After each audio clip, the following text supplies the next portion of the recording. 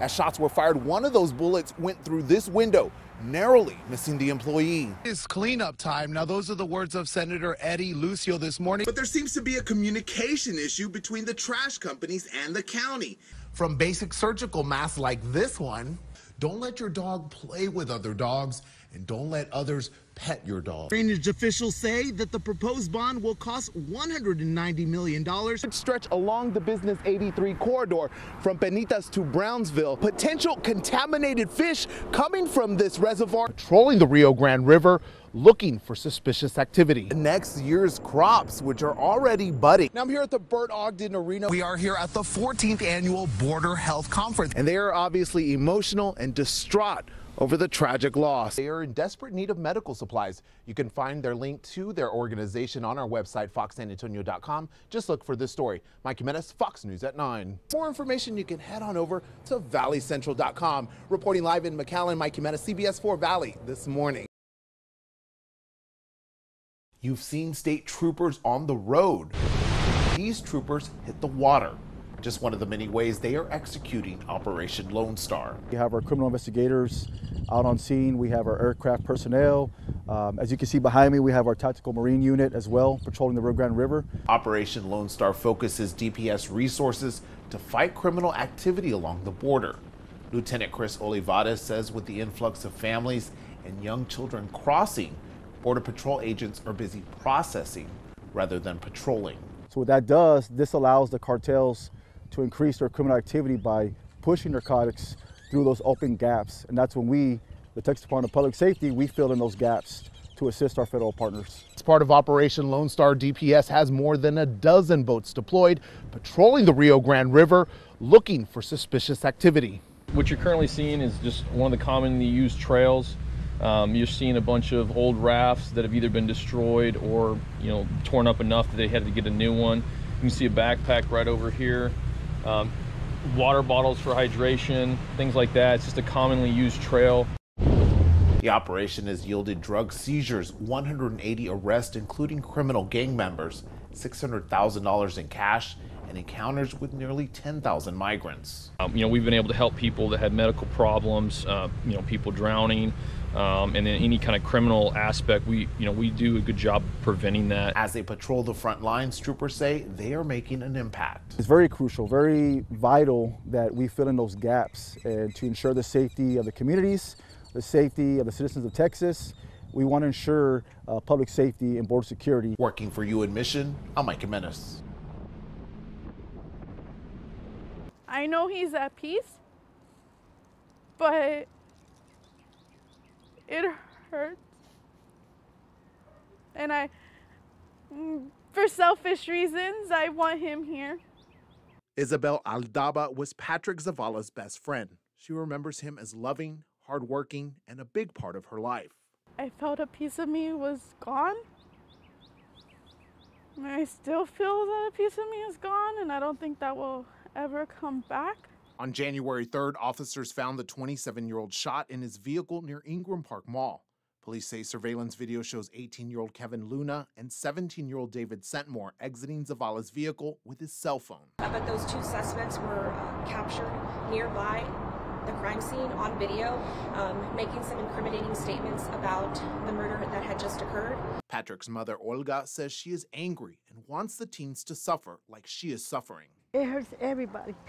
They hurt me, they hurt my family, my daughters, and my son's friends.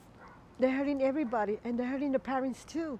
Patrick's sister Paulette says they were like twins and he was a rock to the family. Still at this time, it's still hard for us to understand this happened to him because he was a nice person. He wouldn't mess with anybody. While friends and family take comfort in knowing police have two suspects in custody, they also admit it doesn't take away the pain. I'm glad they got them, and they can't do this to someone else. But it hurts still because it doesn't bring him back.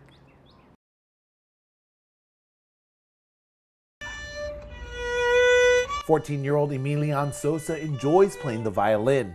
Now he plays it for his mother, Erica Calderon, who has been hospitalized for the past 3 weeks battling COVID. Right now she is intubated.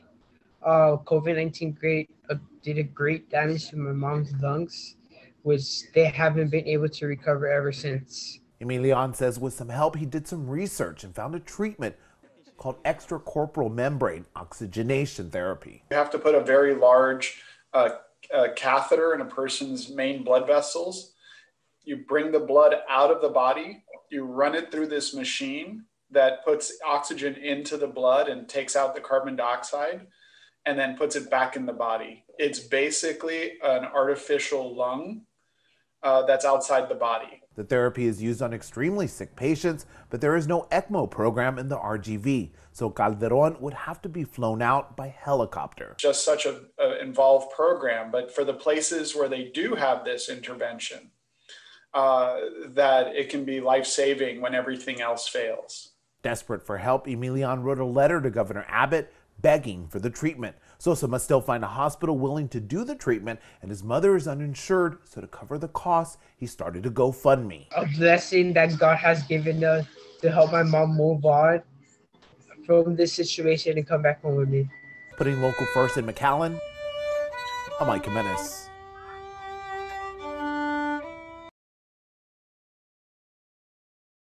With a sultry flair that embodies a strong sex appeal, Tejano sensation Magali De La Rosa is making her mark on the Tejano music industry. De La Rosa is a homegrown product of the Rio Grande Valley and has a family tradition in music. I grew up as a small child singing Tejano music and Spanish music because my father was a Tejano artist when I was a little girl. And so I think that was always embedded in me. Magali says she draws her inspiration for her music from experiences and stories of family and friends and is inspired by strong Latina singers like Jennifer Lopez and Selena. De La Rosa credits her producers and record label for steering her outside the box. We do Tejano music, but it's not traditional. We do cumbia music, but it's non-traditional. It's a fusion of all different kinds of sounds. In May of this year, De La Rosa announcing her signing with Zurdo Records, owned by Michael Salgado, and on Friday will be releasing her new single, Mira Lo Que Has Hecho. De repente me dejaste y la tristeza vino a mí, y la tristeza vino a mí. Ay, ay, ay, ay, ay, ay, ay, ay, ay, ay. Ay, ay, ay, ay, ay, ay, ay, ay. That was great. The singing sensation has also been cast in a new movie, Fist of Justice, by El Valle Films, shot right here in the RGV. Max Rojas is the director of this film, and so it'll be coming out in the new year, and it's an action film, and I play the lead role, the lead female role. On Saturday, De La Rosa will be one of only 4 women performing at the 38th Annual Tejano Music Awards in San Antonio, where she will perform 2 songs. To do it on such a grand scale as the Tejano Music Awards, you know, it's legendary. It's our culture. You know, being from Texas, I feel very proud. De La Rosa says for now she will focus on completing her new album, but has future aspirations of one day having her own line of clothing. You need to work hard, and you need to be true to yourself, and don't give up. There are so many doors that have closed on me, but you need to just keep knocking on those doors and knocking on those doors, and believe in yourself. You have to believe in yourself and have a positive attitude, because you can't get anywhere if you don't have that great positive attitude within yourself. In McAllen, I'm Mike Jimenez for KVO Local 23 News.